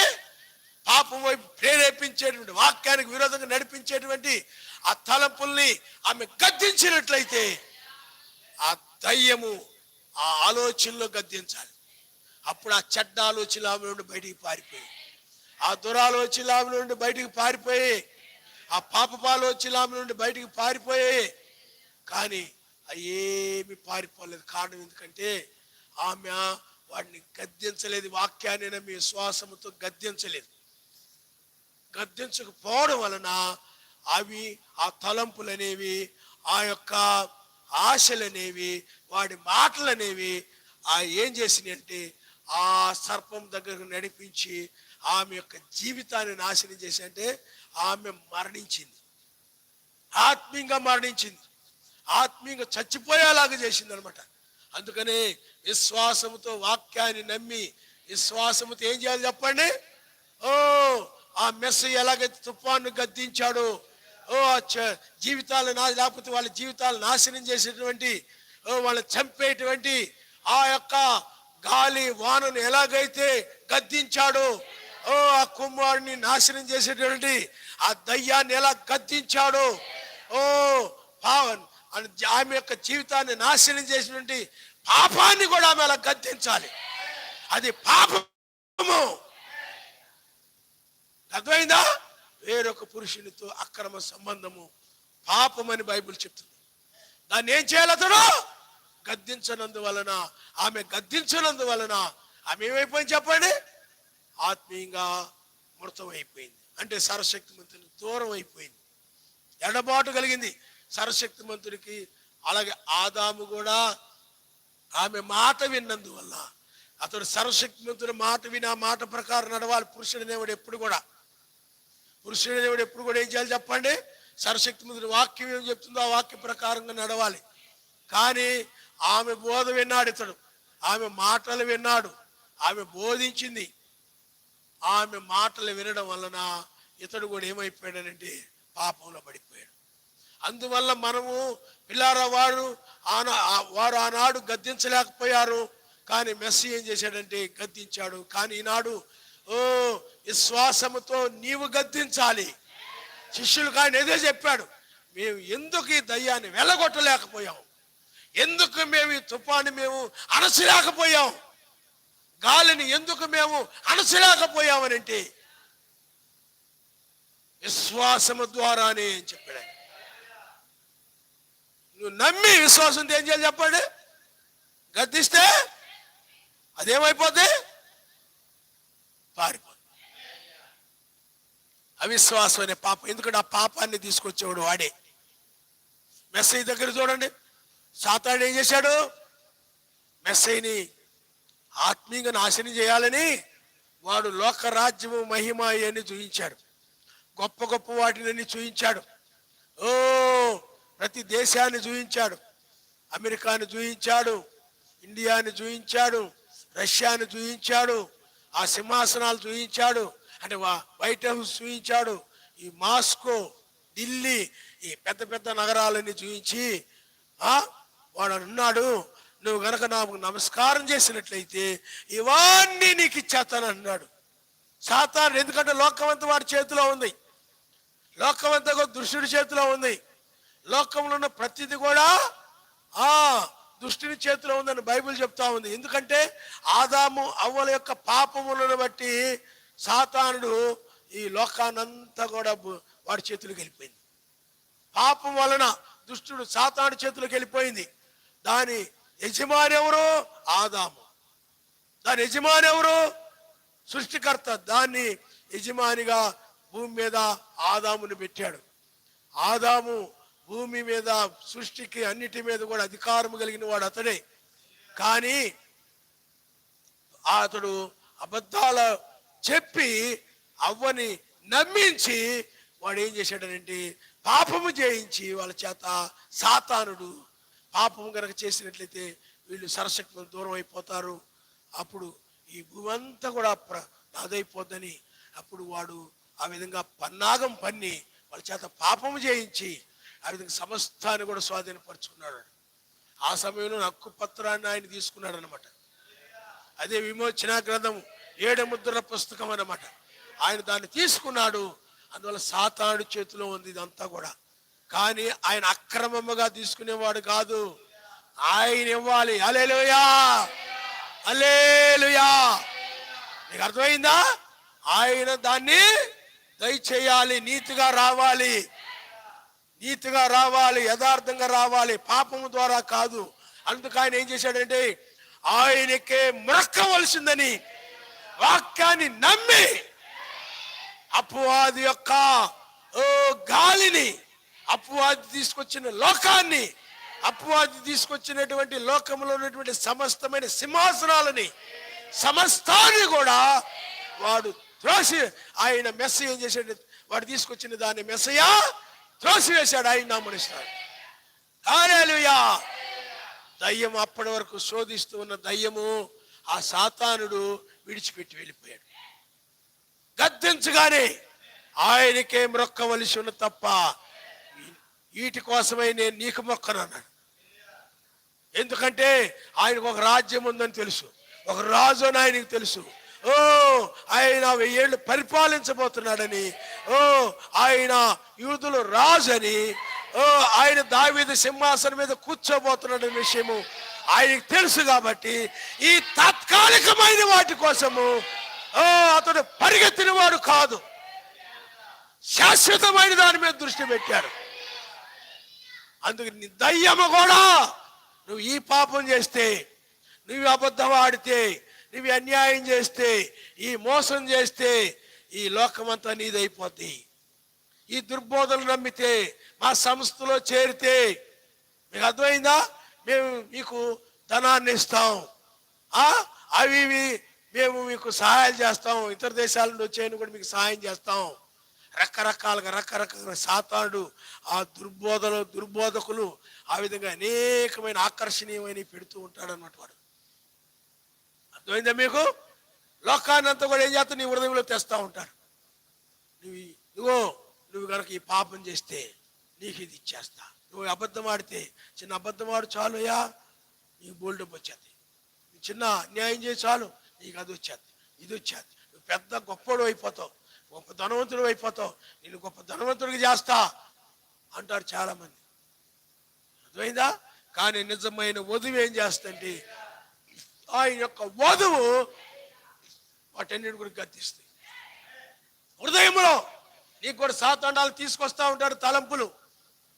నువ్వు ఈ అన్యాయం చేస్తే, ఈ పాపం చేస్తే, ఈ చెడుతనం చేస్తే, వాళ్ళని చంపితే, వాళ్ళని మోసం చేస్తే, వీళ్ళని మోసం చేస్తే ఇదంతా నీదైపోద్ది, ఈ అబద్ధాలు చెప్తే ఇది నీదైపోద్ది, అది నీదైపోద్ది అని ఎన్నో తలంపులు నీ హృదయంలో పెడతా ఉంటాడు సాతాను. అర్థమైందా నీకు? అప్పుడు నీవు దయ్యమా, నాకు శాశ్వతమైనది నిత్యమైనది ఉన్నది అని నువ్వు గనక వాడు తీసుకొచ్చేటువంటి ఆ దురాలోచనలు సమస్తమును కూడా నీవు గనక గద్దించినట్లయితే, నీ హృదయంలోకి వచ్చేటువంటి ఆ చెడు లోక ఆలోచనలు, లోక కోరికలు, లోక ఆపేక్షలు, నీ హృదయంలోకి వచ్చే ప్రతి దానిని గనక నువ్వు గద్దించినట్లయితే లోకము నీ హృదయంలో నుండి బయటకు వెళ్ళిపోద్ది. అప్పుడు నీ హృదయంలో నీతి, సమాధాన, పరిశుద్ధాత్మ, ఆనందం ఉంటుంది, గొప్ప స్వస్థత అయి నామనిస్తాడు. హల్లెలూయా. అవ్వైతే ఏం చేసింది చెప్పండి? ఆదాము ఏం చేశాడు చెప్పండి? ఎదిరించలేదు. మెస్సీ ఏం చేశాడు చెప్పండి? ఎదిరించాడు. అందువల్ల నువ్వు ఎవరినో ఎదిరించాల్సిన అవసరం లేదు, నీ హృదయంలో పుట్టేవాడు. ఎందుకంటే హృదయంలోకి తెస్తాడు సాతాను ఎప్పుడు కూడా ఇలాంటివన్నీ, లోకాలోచనలు, లోకాశలు, పాపపు కోరికలు. అందుకని పాపాన్ని ఎదిరించాలి. నీ హృదయంలో పుట్టేటువంటి ఆ చెడు తలంపులను, ఆ పురుషుడిని తీసుకొచ్చి, ఈ పురుషుడిని తీసుకొచ్చి, ఆడావిడిని తీసుకొచ్చి, ఇక్కడ ఆవిడిని తీసుకొచ్చి, అక్కడ ఆవిడిని హృదయంలో తీసుకొచ్చి వాడు పాపపు కోరికలు పెడతా ఉంటాడు. అవన్నీ కూడా చివరి సమయంలో నువ్వేం చేయాలి? హృదయంలో వచ్చే తలంపులన్నిటి కూడా ఆలోచనల్లో జయించాలి. దయ్యాన్ని ఏం చేయాలి చెప్పండి? ఆలోచనల్లో నువ్వు జయించినప్పుడు వాడిక నీకు ఆ చెడు ఆలోచనలు పెట్టకుండా, లోక ఆలోచనలు పెట్టకుండా, లోక తలంపులు పెట్టకుండా వాడు వెళ్ళిపోతాడు. అప్పుడు నీకు ఇంక లోక తలంపులు, పాపపు తలంపులు, చెడు తలంపులు నీకు రాకుండా ఇప్పుడు ఆ వాక్యం మీద విశ్వాసముతో, నీవు వర్తమానం యొక్క విశ్వాసముతో, వర్తమానాన్ని నమ్మి, ఆ రాజ్యాన్ని నమ్మి, ఆయన ఎదుర్కోబోతున్నామని నమ్మి, ఈ లేఖనాలన్నీ నమ్మి, ఇంక వాడు ఎన్ని సందేహాలు పెట్టినా ఈ విశ్వాసమును బట్టి నీ శరీరం మార్పు చెంది పైకి వెళ్ళిపోతుంది. హల్లెలూయా, హల్లెలూయా. ఎక్కడ గద్దించాలి చెప్పండి? నీ హృదయంలో పుట్టే వాటిని మొట్టమొదటి నువ్వు గద్దించాలి. కయ్యూను ఉన్నాడు అనుకోండి, ఏబేలును చూడగానే కోపం వస్తూ ఉండేది. ఏబేలును చూడగానే కోపం వస్తుంది. ఆ కోపాన్ని కలిగించేసేవాడు అంటే దయ్యం. ఎందుకంటే కోపడు కానీ పాపం చేయకూడదు. ఇది పాపం చేసేలాగా కోపం కలుగుతుంది. అని తన్నేద్దాం, గుద్దేద్దాం, ఏబేలు కనపడితే చంపేద్దాం, 4 కుమ్ముదాం, పొడిచేద్దాం, నాలుగు తిట్లు తిడదాం, బూతులు తిడదాం అనేటువంటి రకరకాలైనటువంటి మా ఆలోచనలు ఈ యొక్క కయ్యూనికి వస్తూ ఉంటాయి. కానీ కయ్యూని ఏం చేయాలి? ఆ పాపాన్ని కలుగు చేసే కోపాన్ని ఏం చేయాలి చెప్పండి? ఎదిరించి నేను ఓర్పు కలిగి ఉండాలి, క్షమించాలి, సహించాలి. ఆ వాక్యమును నమ్మి నేను మేలు చేయాలి. పగ తీర్చుకుంటే పని ఆయనది, నా పని కాదు. ఆయన రెండవ రాకడలో ఆయన వచ్చినప్పుడు ఆయన పగ తీర్చుకుంటాడు, అది నా పని కాదని కయ్యూని ఏం చేయాలి? హృదయంలో పుట్టే కోపాన్ని వాళ్ళ మీద వీళ్ళ మీద చెడు ఆలోచనలు పెట్టి రాగానే కోపం పెరిగిపోతాడు. ఇక అర్థమైందా? ఎవరో ఒకరు కనపడగానే చెడు ఆలోచనలు పెట్టి కోపం పెరిగిపోతుంది వాళ్ళ మీద. ఎవరో ఒకరి మీద నీకు చెడు ఆలోచనలు వచ్చినాయి అనుకోండి, అన్నేమవుతుంది చెప్పండి? కోపం పెరిగిపోద్ది అనమాట. విపరీతంగా పెరిగిపోయి నువ్వేం చేస్తావంటే వాళ్ళ మీద దాడి చేస్తుంటావు. కానీ ఇక్కడ కయ్యూని పరిస్థితి, ఆ కయ్యూను గనక ఆ కోపం అనే పాపాన్ని గనక అతను ఎదిరించినట్లయితే, ఏమండి ఎదిరించినట్లయితే, ఆ దయ్యాన్ని గనక ఎదిరించినట్లయితే ఆ పాపము చేసేవాడు కాదు, ఏబేలును చంపేవాడు కాదు, ఏబేలును బూతులు తిట్టేవాడు కాదు, తన్నేవాడు కాదు. ఆ కోపాన్ని అతడు గద్దించలేదు. అర్థమైందా? ఆ కోపాన్ని తీసుకొచ్చేవాడు ఎవరు? సాతానుడు, దయ్యమా, కోపమా, యెహోవా మెస్సీ నామములో ఆజ్ఞాపిస్తున్నాను, నువ్వు నన్ను విడిచిపెట్టిపో, నన్ను వదిలిపెట్టి వెళ్ళు. నన్ను విశ్వాసముతో గద్దించినప్పుడు వాడు నిన్ను వదిలిపెట్టి వెళ్ళిపోతాడు. కోపాన్ని రేపుతూ ఉంటాడు అన్నమాట వాడు. ఏబేలును చూడగానే సౌలుకు కూడా అంతే, దావీదును చూడగానే ఏమొచ్చేది చెప్పండి? కోపము రేగిపోతూ ఉండేది అనమాట. రుసరుసలాడిపోతూ ఉండేవాడు, చిర్రుబుర్రులు ఆడుతూ ఉండేవాడు అనమాట. కాబట్టి పిల్లారా, అందువల్లనే పాపాన్ని నువ్వేం చేయాలి? ఎదిరించాలి. హల్లెలూయా, హల్లెలూయా, హల్లెలూయా. ఎందుకంటే ఆ తుఫాను, ఆ గాలి వాళ్ళ జీవితాలని, శిష్యుల్ని ఎలా చంపేదిగా ఉందో, అలాగే పాపం అనేటువంటిది కూడా నిన్ను నాశనం చేసేదిగా ఉంది. ఆ కోపం అనేది నిన్ను నాశనం చేస్తుంది, ఆ పగ అనేది నిన్ను నాశనం చేస్తాయి, దురాలోచనలు అనేవి నిన్ను నాశనం చేస్తాయి, కామపు ఆలోచనలు అనేవి కూడా, మోహము చూపులు అనేవి నిన్ను నాశనం చేస్తాయి. ఇవన్నీ కూడా నేనేం చేస్తా చెప్పండి? పరలోక రాజ్యానికి వెళ్ళనేవి కూడా నరకాన్ని తీసుకుపోతాయి అన్నమాట. కాబట్టి పిల్లారా, ఆలోచన చేయండి. హృదయములోనే సమస్తాన్ని నువ్వేం చేయాలి? జయించాలి. ప్రతిదాన్ని కూడా వాడు తీసుకొచ్చేది ఎక్కడ తీసుకొస్తాడు? ఇప్పుడు హృదయంలో తీసుకొస్తుంటాడు. వాడిని నువ్వేం చేయాలి? జయించాలి. జయించాలి ఏం చేయాలి? విశ్వాసంతో ఏం చేయాలి చెప్పండి? గద్దించాలి. దైవా వెళ్ళు అవతలకి, విశ్వాసంతో ఆ గద్దించినప్పుడు అది వెళ్ళిపోతుంది. వాక్యాన్ని పట్టుకొని ఏం చేయాలి? వాక్యాన్ని నమ్మి ఏం చేయాలి? దాన్ని గద్దించాలి. యోసేపు ఉన్నారు, యోసేపు ఒక సహోదరులు కూడా అంతే, దాన్ని జయించలేకపోయారు. ఆ దయ్యముని ఎందుకనంటే వాక్యమును నమ్మనందువల్ల, వాక్యమును ప్రేమ కలిగి ఉండాలనే వాక్యాన్ని నమ్మనందువల్ల, సహోదరులను ప్రేమించాలనే వాక్యమును నమ్మి సాతానుని తీసుకొస్తుంటాడు. ఇదిగో ఆ సహోదరుడు చూడు, ఆ యోసేపుని చూడు, యోసేపు ఎలా ఉన్నాడో చూడు, ఆ యాకోబు చూడు యోసేపుని ఎలా ప్రేమిస్తున్నాడు. యోసేపుని కనుక మీరు కనుక చంపేసినట్లయితే ఇంక యాకోబు మిమ్మల్ని ప్రేమిస్తాడు. యోసేపుని నువ్వు చంపేయి, యోసేపుని మీరు చంపేయండి అని ఆలోచనలు పెడతా ఉన్నాడు సాతానుడు. కానీ పరిశుద్ధాత్మ అంటుంది, పరిశుద్ధాత్మ అంటుంది, ఇదిగో సహోదరుని చంపకూడదు, సహోదరుని ప్రేమించాలి, కలహం ఉండకూడదు, విభేదం ఉండకూడదు, ప్రేమించాలి అని పరిశుద్ధాత్మ చెప్తుంది. కానీ ఈ శిష్యులే వీళ్ళు ఏం చేశారంటే, ఆ సహోదరులు ఆ దయ్యాన్ని గద్దించలేదు. వాళ్ళు దయ్యాన్ని, అసూయని గద్దించలేదు. గద్దించి ప్రేమను నమ్మాలి. వాళ్ళు ప్రేమ కలిగి ఉండే వాక్యాన్ని నమ్మాలి. ఆ వాక్యాన్ని పట్టుకోని ఆ ప్రేమ కలిగి ఉండాలి అని విశ్వాసముతో ఆ యొక్క నేను సహోదరులను ప్రేమించడం తప్ప మరి ఏమి వచ్చి ఉండకూడదని బైబిల్ చెప్తా ఉంది. ప్రేమతో ఏ కార్యమైనా చేయాలి తప్ప మరి చెడు కార్యం చేయకూడదని బైబిల్ చెప్తా ఉంది. కానీ వాళ్ళు చేసిన కార్యాలన్నీ కూడా పగతో చేశారు, కోపంతో చేశారు, కక్షతో చేశారు. ఆ గోతులకు తోయడం, అమ్మేయడం ఇవన్నీ కూడా పగతో ప్రేమతో చేసినవన్నీ. పగ కలిగినవి ప్రేమతో చేయడు, కీడుతో చేస్తాడన్ని. కీడులు చేస్తున్నాడంటే ఏమిటి చెప్పండి? అతను దయ్యం బాగా పట్టేసి ఉందన్నారు, లూసిఫర్. అందువల్ల వాళ్ళు దాన్ని గద్దించనందువలన వాళ్ళు ఏమైపోయారు చెప్పండి? మరలా యోసేపు దగ్గరికి వెళ్ళి మళ్ళా పశ్చాత్తాపడాల్సి వచ్చింది. రేపు యూదుల పరిస్థితి కూడా అది, ఒప్పుకోవాల్సి పరిస్థితి వచ్చింది. తన తప్పులు, వాళ్ళు పాపాలు ఒప్పుకోవాల్సి వచ్చింది. కన్నీరు గార్చారు. కాబట్టి ఎందుకు చెప్తున్నానంటే పిల్లారా, నీ జీవితాల్లో కూడా అనేక తుఫాన్లు వస్తుంటాయి. ఆ పాపపు తుఫాన్లు, లోక తుఫాన్లు, చెడు తుఫాన్లు, అవే పాపమే.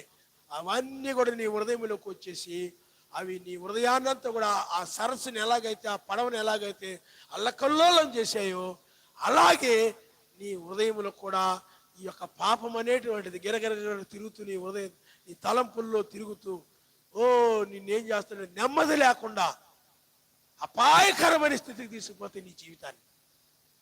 అందుకనే గద్దించాలి నువ్వు అలాంటి ఆలోచన.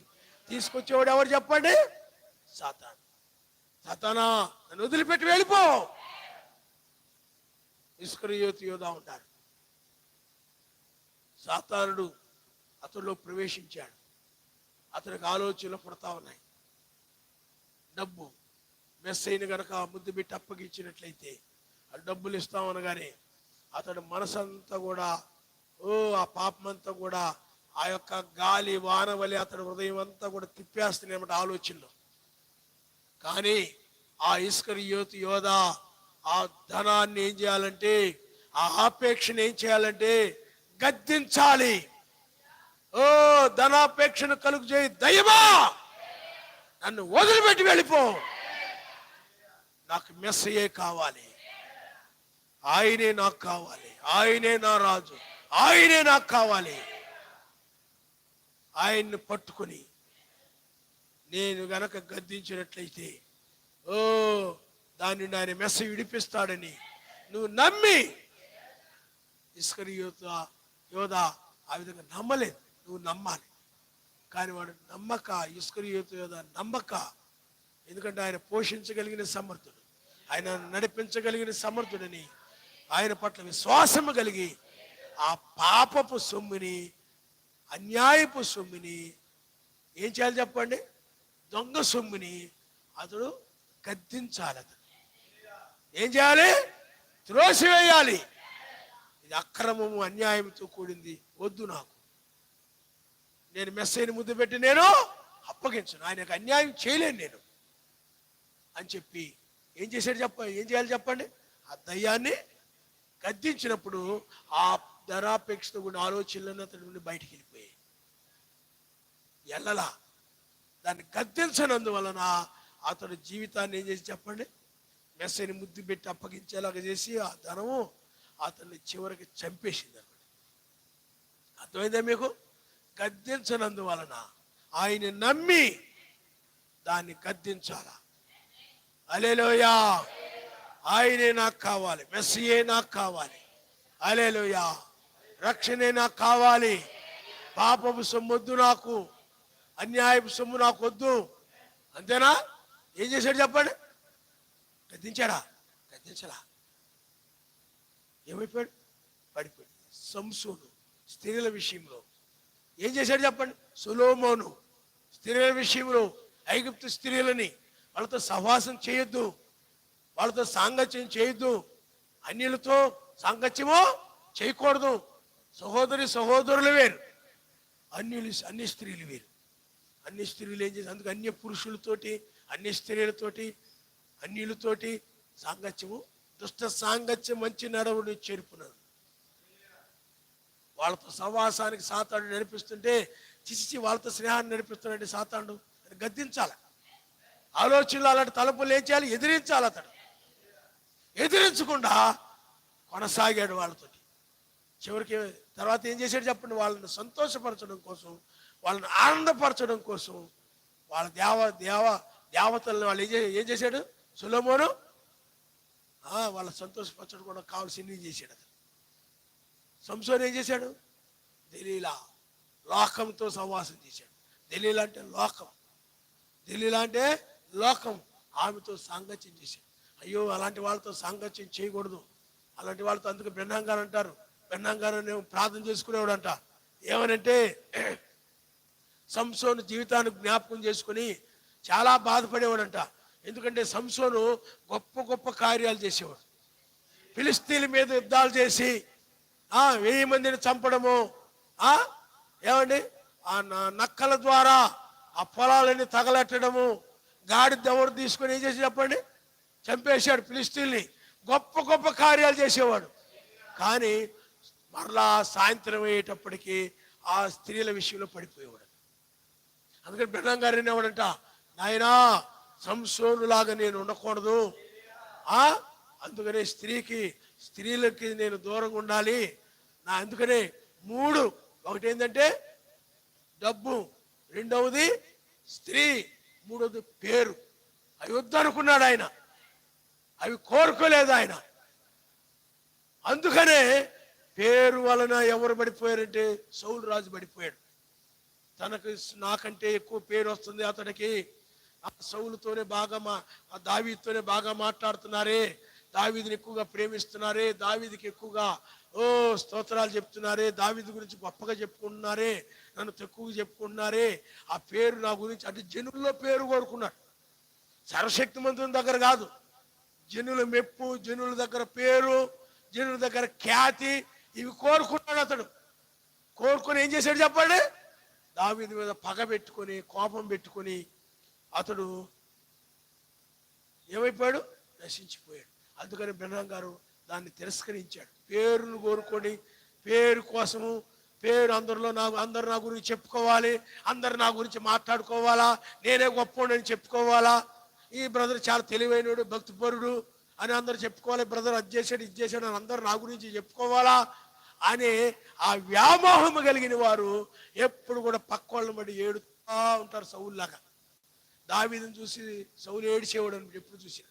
ఇతడు కూడా ఎప్పుడు ఏడుపు మొంగ పెట్టుకుని తిట్టుకుంటూ కసురుకుంటూ ఈసురుకుంటూ దావీదు కనపడితే తట్టుకోలేక బాధపడుతూ, దావీదు ఎవరితో మాట్లాడుతుంటే తట్టుకోలేక ఇలాగ ఫీల్ అయిపోతూ ఉండేవాడు అని ప్రతిదానికి. ఎందుకని పేరును కోరుకోవడం వల్ల ఏమైపోయాడు, పోగొట్టుకున్నాడు. దావీదు పేరును కోరుకోలేదు. హల్లెలూయా హల్లెలూయా, ఆయనే ఇచ్చాడు, ఆయన మనుషులు. హల్లెలూయా. అలాగా స్త్రీ విషయంలో సంసోను ఏమైపోయాడు, సాంగత్యం, అన్ని స్త్రీలతో సాంగత్యం చేశాడు, పడ్డాడు అతను. కానీ సర్వశక్తిమంతుడు కనికరించాడు. అలాగే బిలాము, అతడు కూడా మోషేలాగా గొప్ప ప్రవక్తగా కనపడుతున్నాడు. ఆ రోజులో సర్వశక్తిమంతుడు అతడితో మాట్లాడాడు. యాకోబులో నక్షత్రం ఉదయించును, కలహవీరులందరూ కూడా నాశనమించు, ఇలాంటి విషయాలు చెప్పాడు అతడు. కానీ అతడు ఏమైపోయాడంటే డబ్బుకి బానిస అయిపోయి ఆ డబ్బు కోసమై అతడు పడిపోయాడు. అందుకని ఆ మూడింటికి నన్ను దూరంగా ఉంచిన ఆయనని బ్రహ్నాం గారు ప్రార్థించుకునేవారంట. నాకు పేరొద్దు నాయనా, మనుషుల దగ్గర నాకు పేరొద్దు, నాకు గుర్తింపు వద్దు, నీ దగ్గర కావాలి. అలాగే ఏమండి, అలాగే స్త్రీల విషయంలో జాగ్రత్తగా ఉండాలి, సహాయం చేయనాయనని. ఆ విధంగా మూడోదేమో డబ్బు నాయన అని. ఆ విధంగా ఎందుకు ఈ మాట చెప్తున్నానంటే అతడు ఆ బ్రహ్నాం గారు వాటన్నిటిని కూడా గద్దించాడు, ఎదిరించాడు. ఆయన నీవు కూడా అలాగూ ఎదిరించాలి. హల్లెలూయా. లేనట్లయితే ఏం చేస్తా చెప్పండి, నీ జీవితాన్ని ఏం చేస్తా చెప్పండి, నాశనము చేస్తాయి. ఆ పేరును వలన సౌలు జీవితం ఏమైపోయింది, నాశనం అయిపోయింది. ఆ పేరు కోసమై ఆ యొక్క బిలాము, ఆ డబ్బు కోసమై బిలాము జీవితం ఏమైపోయింది, నాశనం అయిపోయింది. సంసోను పరిస్థితి ఏమైంది, ఆ స్త్రీ వలన చిక్కుల్లో పడిపోయి కళ్ళు పోగొట్టుకొని ఫిలిష్తీయులకి బానిసగా పనిచేశాడు. ఏమైపోయాడు? ఆ విధమైన కష్టాల్లో పడిపోయాడు, బాధల్లో పడిపోయాడు. అందువల్ల పిల్లారా, ఇవన్నీ కూడా చంపుతాయి. అందుకని ఆలోచనలోనే వీటన్నిటిని ఏం చేయాలి చెప్పండి? గద్దించాలి. ఆ తుఫాను, ఆ సునామీని విశ్వాసంతో గద్దించినప్పుడు, విశ్వాసంతో నువ్వు ప్రార్థించినప్పుడు, విశ్వాసముతో నీలో ఏమైనా తుఫానులు కానీ అలాగ అంటే గాలి వానవలే నీ హృదయాన్ని కుదిపివేస్తున్నట్టయితే ఆ చెడు ఆలోచనలు, లోకాలోచనలు, పాపపు ఆలోచనలు, లోక సంబంధమైన అసూయ, గర్వము, కోపము ఇలాంటివి ఏమైనా కూడా కక్ష ఏ ఒకటి కనుక ఆ యొక్క ధోనిని ఊపినట్లుగా నీ హృదయాన్ని ఊపుతూ ఉన్నట్లయితే ఆయన వాటి నుండి విడిపించగలడని నువ్వు నమ్మి ఆ దురాలోచన నుండి, ఆ పాపము నుండి, పనికి మాలిన అవిశ్వాసము నుండి, ప్రతి దారి నుండి కూడా, ఆ అసూయ నుండి, వీటన్నిటి నుండి కూడా విడిపించగలడని నువ్వు నమ్మి ప్రార్థించిన ఎడలా వాటిని, అందుకనే అపవాదిని మీరు ఎదిరించుడి, వాడు మీ యొద్ద నుండి పారిపోవునని బైబిల్ చెప్తుంది. ఆలోచనలు ఎదిరించి, ఏమండి, విశ్వాసంతో ఎదిరించినట్టు ప్రార్థన ద్వారా. ఎందుకంటే వాక్య వినుడి వల్ల విశ్వాసం కలుగుతుంది. ఆ యొక్క విశ్వాసము ద్వారా అపవాదిని గద్దించినట్లయితే వాడి యొద్ద నుండి, ఆ పాపము నీ యొద్ద నుండి పారిపోతుంది. ఇప్పుడు ఈ వాక్యం నమ్ముతున్నావు, లోకం నాశనం కాబోతుంది నమ్ముతున్నావు, మరితమైన శరీరం మహిమ శరీరంగా మార్చబడబోతుంది నమ్ముతున్నావు. కాబట్టి ఇప్పుడు ఈ చివరి సమయంలో నీవు ఇది నాశనం కాబోతుందని నువ్వు నమ్మినట్లయితే అపవాది తీసుకొచ్చే లోకాన్ని అంతా కూడా నీ హృదయంలో రానివ్వకుండా ప్రవాహం వలె, వరద వలె వచ్చి నీ హృదయంలోనికి వచ్చి వాడు నీ జీవితాన్ని నాశనం చేయకుండా, అంటే విడిచిపెట్టబడి నాశనమయ్యేలాగా వాడు చేయకుండా ఉండాలంటే లోకంలో హృదయంలో తీసుకొచ్చే లోకాన్నంతటి కూడా నీవు విశ్వాసముతో ఎదిరించినట్లయితే వాటన్నిటి నుండి కూడా ఆయన విడిపిస్తాడు, ఆయన నామరిస్తాడు. అది ఆయన చేయగలిగిన సమర్థుడు. నీలో అసూయని తీసివేయగలిగిన సమర్థుడు. చెడు సహవాసాల నుండి విడిపించగలిగిన సమర్థుడు. నమ్మిన దాన్ని గద్దించును. నమ్ము, దాన్ని విడిపిస్తాడని, ఆ దయ్యం నుండి విడిపిస్తాడని, ఆ దయ్యపు తలంపుల నుండి విడిపిస్తాడని, ఆ బద్ధకమనే దాని నుండి విడిపిస్తాడని. ఏమండి, ఏదైతే నిన్ను పట్టి పీడిస్తుందో, ఏదైతే నిన్ను అనారోగ్యమా, పాపమా, ఏదైనా కానీ విశ్వాసముతో గనక నీవు గద్దించినట్లయితే దాని నుండి ఆయన విడిపించగలడని నువ్వు నమ్మినట్లయితే నీకు అసాధ్యమైంది ఏది ఉండదు. దేన్నైనా నువ్వు జయించగలుగుతావు. ద్వేషాన్ని జయిస్తావు, అసూయని జయించగలుగుతావు. ప్రతిదీ కూడా, ప్రతి పాపాన్ని కూడా నువ్వు జయించగలుగుతావు. ఇజ్రాయేలు ఐగుప్తు నుండి బయటకు వచ్చి వాళ్ళు జయించలేకపోయారు. ఎందుకంటే విశ్వాసమే లేదు వాళ్ళకి, విశ్వాసం వాళ్ళకి లేదు. కాబట్టి పిల్లారా, మీరు ఆలోచన చేయండి. విశ్వాసము ద్వారానే నువ్వు అసూయనైనా, గర్వాన్నైనా ఆయన దాన్ని చేయగలడన్న నమ్మకము ద్వారానే, విశ్వాసము ద్వారానే నువ్వు దాని నుండి బయటికి రాగలవు తప్ప నీ అంతటి నువ్వు దాని నుండి, లోకం నుండి బయటికి రాలేవు. నువ్వు ప్రేమ, సమాధానము, నీతి, పరిశుద్ధాత్మ ఆనందం కలిగి ఉండాలంటే విశ్వాసము ద్వారానే. ఇవన్నీ కనుక నేను విడిచిపెట్టి వెళ్ళిపోతే లోక సంబంధం అనే అప్పుడు నీ హృదయానికి కావాల్సిన సమాధానం వస్తుంది. ఆయన యందు నువ్వు ఆనందించగలుగుతుంటావు. హల్లెలూయా, హల్లెలూయా. కాబట్టి తల్ల వంచుకోండి, మనం ప్రార్థన చేసుకుందాం. అనేక అనుమానాలు, అనేక సందేహాలు, అది జరగదు, ఇది జరగదు, ఇది అవ్వదు, అది అవ్వదు, ఇది తగ్గదు, అది తగ్గదు, అది కుదరదు, ఇది కుదరదు. వాడు మానవ జ్ఞానంతో చెప్తూ ఉంటాడు ప్రతిదీ. కానీ విశ్వాసము ద్వారా సాధ్యమవుతుందని మనం మాట్లాడతాం. వాడు ఆలోచన ద్వారా చెప్తుంటాడు సాతానుడు, ఇది అవ్వదు, ఇది కుదరదు, ఇది జరగదు, ఇది తగ్గదు, ఇది పోదు. నేను యూట్యూబ్లో అయినాను, యూట్యూబ్లో అయినా, నేను అక్కడ చూశాను, ఎక్కడ చూశాను, కానీ ఆయనకు అసాధ్యమైంది ఏమి లేదని బైబిల్ చెప్తాను. నమ్మితే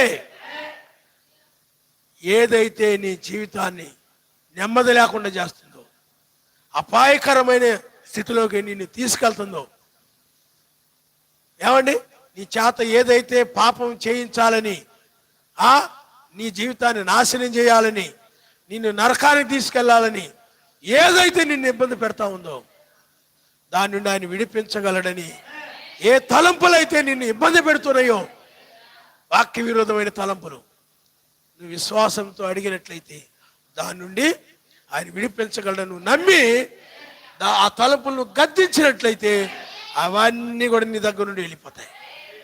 మెసేజ్ దగ్గర నుండి వాడు వెళ్ళిపోయాడు. అలాగా శోధిస్తూ ఉండేవాడు, ఆలోచన అయ్యి అన్ని తీసుకొచ్చి శోధించేవాడు. అర్థమైందా?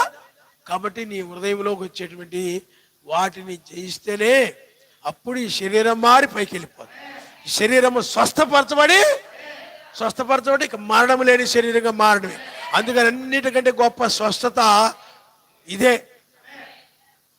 ఆనాడు ఏలియా పొందాడు. ఆ స్వస్థత ఏమిటి చెప్పండి? మరణమును మరి అన్నడు చూడకుండా గొప్ప స్వస్థత. రోగాలు, వ్యాధులు, శ్రమలు, నిందలు, దుఃఖము, కన్నీరు మరి ఏమి చూడకుండా మారిపోయాడు. అలాంటి గొప్ప జీవితం కావాలంటే నువ్వేం చేయాలి? లోకం నాశనం కాబోతుందని, ఆయన మధ్య ఆకాశం రాబోతున్నాడని, మనం ఈ సంవత్సరంలోనే జరగవచ్చని. ఏమండి, తర్వాత సంగతి మనకు తెలీదు.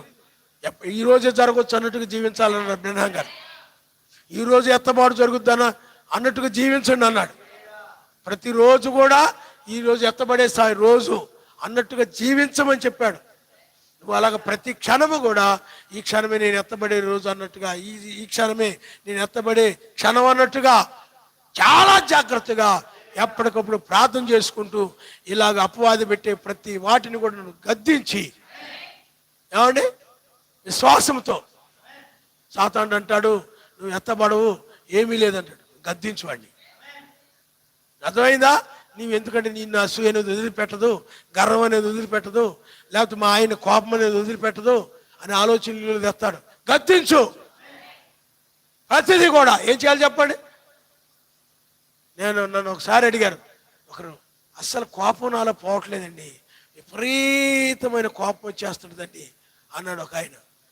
ఏం చేయాలి పాస్టర్ గారు అన్నాడు. నేనేం చెప్పానంటే, నువ్వు ఎప్పుడు కూడా క్షమిస్తూ ప్రార్థన చేస్తుండు. అంటే నీ సహోదరులు నీకు ఎవరైతే అన్యాయం చేశారు, మోసం చేశారు, ఇబ్బంది పెడుతున్నారు, నిందలు మోపుతున్నారు, కష్టపెడుతున్నారు, క్షమించిన ఆయన, వాళ్ళు గుర్తుకొని వాళ్ళు జ్ఞాపకం చేసుకొని క్షమించిన ఆయన, వాళ్ళు క్షమించిన ఆయన వాళ్ళు కనికిడి ప్రార్థన చేసుకుంటా ఉండు, ఆ కోపం పోతుందని చెప్పి ప్రార్థన ద్వారానే. హల్లెలూయా. అలాగే ప్రార్థన చేసుకోకపోతే అది అలాగ ఉంటుంది. క్షమించకపోతే ఆ దయ్యం అలా పనిచేస్తూనే ఉంటుంది. ఎందుకని సౌల్లో దయ్యం ఎందుకు పనిచేస్తా వచ్చింది? క్షమించే మనసు లేదు అతనికి. దావీదులో సుబుద్ధి కలిగి మంచిగానే ఉన్నాడు. పోనీ అతని దృష్టిలో అది తప్పుగా కనపడుతుంది అనుకుందాం. మీకు అర్థమైందా? ఎందుకంటే ఒకటి మార్గం వాళ్ళకి యథార్థంగా కనపడుతుంది. మత్స్య సంఘాలు ఉన్నాయి, వాళ్ళ మార్గం యథార్థంగా కనపడుతున్నది. ఎక్కడ తీసిపోతాయి? నరకాన్ని తీసిపోతాయి. అన్ని జనులు ఉన్నారు, వాళ్ళ మార్గం వాళ్ళకి యథార్థంగానే కనపడుతుంది, అది కరెక్టే అనిపిస్తున్నది. కానీ ఎక్కడ తీసిపోతున్నది వాళ్ళకి అర్థమవుతుందా? నరకంలో తీసిపోతుంది. అలాగూ సౌలుకు కూడా అలాగే అనిపించి ఉండొచ్చు. కానీ దావీదు ఎలా ఉన్నాడు చెప్పండి? దావీదుకి ఏమైనా కోపం పెట్టుకుంటున్నాడా? దావీదులో ప్రేమ ఉంది. ప్రేమ క్షమిస్తుంది, సహిస్తుంది, అపకారమును మనసులో పెట్టుకోదు. అతను ఎవరైనా అపకారం చేస్తే మనసులో పెట్టుకొని ఉన్నాడు అనుకోండి, ప్రేమ లేదు అతనిలో. ఎవరో ఒకరు తప్పులు హృదయంలో పెట్టుకుంటున్నాడు అనుకోండి, అపకారం అంటే తప్పులు, కీడులు. ఎవరైనా ఏదైనా కీడు చేశారనుకో, ఎవరైనా ఏదైనా అన్నారనుకో, ఎవరైనా ఏదైనా తప్పులు చేశారు, పొరపాటు చేశారనుకో, అవన్నీ హృదయంలో పెట్టుకునేవాళ్ళు ప్రేమ ఉండదు. ప్రేమ లేదు అతనిలో. నేను చెప్పడం కాదు, బైబిల్ చెప్తుంది. ప్రేమ అపకారమును మనసులో పెట్టుకోదు. ప్రేమ ఏం చేయి చెప్పండి? మనసులో అతను పెట్టుకొని ఉంటున్నాడంటే, మర్చిపోకుండా వాటిని పెట్టుకొని తిరుగుతున్నాడంటే అతనిలో ప్రేమ లేదు. అపకారం మనసులో పెట్టుకుంటే అతనిలో నుండి ప్రేమ వెళ్ళిపోదు, బయటికి ప్రేమ వెళ్ళిపోద్ది అతనికి. ఎవరైనా నీ కీడు చేసిన, నీ పిల్లలు కానీ, ఇంట్లో బయట వాళ్ళు కానీ, ఎవరైనా కానీ నేను ఇబ్బంది పెట్టిన, కీడు చేసినా క్షమించిన ఆయనని ప్రార్థన చేసి ఇంకా వాళ్ళు ఆ కీడును నువ్వు మర్చిపోవాలి. వాళ్ళు చేసిన కీడేం చేయాలి చెప్పండి, నువ్వు మర్చిపోవాలి. ఒకవేళ నేను వర్తమానం చెప్తున్నాను అనుకోండి, ఉదాహరణకి ఆయన మారిపోయాడు అనుకోండి, ఉదాహరణకి వాక్యం చెప్తుంటాను, ఏది కోపాన్ని గురించి చెప్తుంటాను, ఆయన మారిపోయాడు అనుకోండి, మరలా మా ఆయన కోపిస్తాన్ని జ్ఞాపకం చేసుకుని మళ్ళీ గొడవ పెట్టుకోకూడదు. ఆయన మారిపోయాక మళ్ళీ నువ్వెందుకు అంటావు అనకూడదు. ఇంకొకరి గురించి మాట్లాడుతున్నాడు ఆయన, మా ఆయన గురించి మాట్లాడుతున్నాడు, మా ఆవిడ గురించి మాట్లాడుతున్నాడు అనుకొని మళ్ళీ పాతయన్ని జ్ఞాపకం చేసుకుని వెనకవాడిని మర్చిపోకుండా మారాక కూడా నీలో గనక ఆయన మీద దురభిప్రాయం ఇంకా ఉందంటే ప్రమాదంలో పడిపోతావు. నీకు అర్థమైందా? నీకు ఏదైనా కోపిస్తే ఒక వ్యక్తి గురించి చెప్పారనుకోండి, ఆయన మారాడు అనుకోండి, ఈ వర్తమానం ఆయన మారాడు కదా, ఆయన స్తోత్రం అనుకోవాలా. అర్థమైందా? అలాగ అనుకోకుండా అవును మా ఆయన అలా అంటాడే, మళ్ళీ అప్పుడు నన్ను ఇలాగ అభ్యర్థ పెట్టాడు, నన్ను అలాగా బాధ పెట్టాడు అని పాతయన్ని మళ్ళీ జ్ఞాపకం చేసుకుంటారు. ఆయన మారాక కూడా మళ్ళీ గొడవ పెట్టుకుంటారు ఆయన గుర్తు తెచ్చుకొని. సాతాను ఆ విధంగా సమాధానం లేక గొడవలు పెడుతుంటాడు. గద్దించు, సాతాను పో, నా భర్త మారాడు, నా భార్య మారింది, నా పిల్లలు మారారు, మళ్ళీ పాత గుర్తు తెచ్చి నువ్వు విభేదాలు పెట్టద్దు, దాన్ని విడిపించగలిగి నువ్వు విడిపించు నాయనా అని గద్దించి నువ్వు ప్రార్థించినట్లయితే ఆ దయ్యము నీ యొద్ద నుండి వెళ్ళిపోద్ది.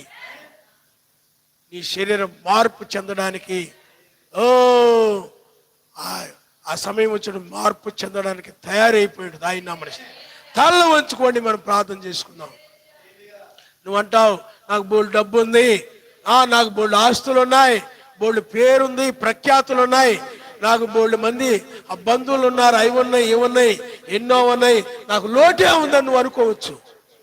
కానీ పాపం అనేటువంటిది ఉంది సుమా, అది నీకు నెమ్మది లేకుండా చేస్తుంది సుమా. నీ తలంపులే నీకు నెమ్మది లేకుండా చేస్తున్నాయి సుమా. నీ ఆలోచనలే నీకు మనం ఆనందించనీయకుండా, ఆయన ఎందు ఆనందించనీయకుండా, ఆ ఇంట్లో వాళ్ళని కూడా ఆనందించనీయకుండా, ఇంట్లో వాళ్ళకు కూడా నెమ్మది లేకుండా, ఇంట్లో వాళ్ళకు కూడా సంతోషం లేకుండా, ఇంట్లో వాళ్ళకు కూడా సమాధానం లేకుండా చేస్తున్నావు సుమా నువ్వు. ఎందుకంటే ఆ దయ్యము నీ హృదయంలో నువ్వు దాన్ని ఎదిరించినందువల్ల, గద్దించకుండా ఉన్నందువల్ల అది నీలోనే ఉండి ఇంట్లో వాళ్ళకు కూడా సమాధానం లేకుండా, సంతోషం లేకుండా, సమాధానంగా ఉండనివ్వకుండా నేను చేస్తుంది. ఎవరితో నిన్ను సమాధానంగా ఉండనివ్వదు, సర్వశక్తిమంతో నిన్ను సమాధానంగా ఉండనివ్వదు, ఆయన ఎందు నిన్ను ఆనందించనివ్వదు. అది నిన్ను చాలా ఇబ్బంది పెడతా ఉన్నది. నువ్వు ఎన్ని ఉన్నప్పటికీ కూడా ఆయనకి నీకు మధ్య సమాధానం లేకపోతే ఏ ఉపయోగం లేదు. సహోదరుడా, ఆలోచన చేయి. చివరి సమయంలో ఉన్నాం సుమా. పిల్లారా, ఇంకా సమయం ఉందనుకుంటున్నావేమో, ఇంకా కాలం ఉందనుకుంటున్నావేమో, ఆలోచించు. ఇంకా నువ్వు ఆ పాపాన్ని నువ్వు గద్దించకుండా దాన్ని నీ జీవితంలో అనుమతిస్తున్నావేమో, నీ జీవితంలో ఆహ్వానిస్తున్నావేమో. చెడు స్నేహాలు నువ్వు అనుమతిస్తూ ఆహ్వానిస్తూ ఉన్నావేమో. ఆ అమ్మాయి చూడు ఎలా ఉందో, ఆ అబ్బాయి చూడు ఎలా ఉందో, లోకం చూడు ఎలా ఉందో, అవి చూడు ఎలా ఉన్నాయో, ఇవి చూడు ఎలా ఉన్నాయో, అవన్నీ నీ హృదయంలో తీసుకొస్తున్నాడేమో. సహోదరుడా,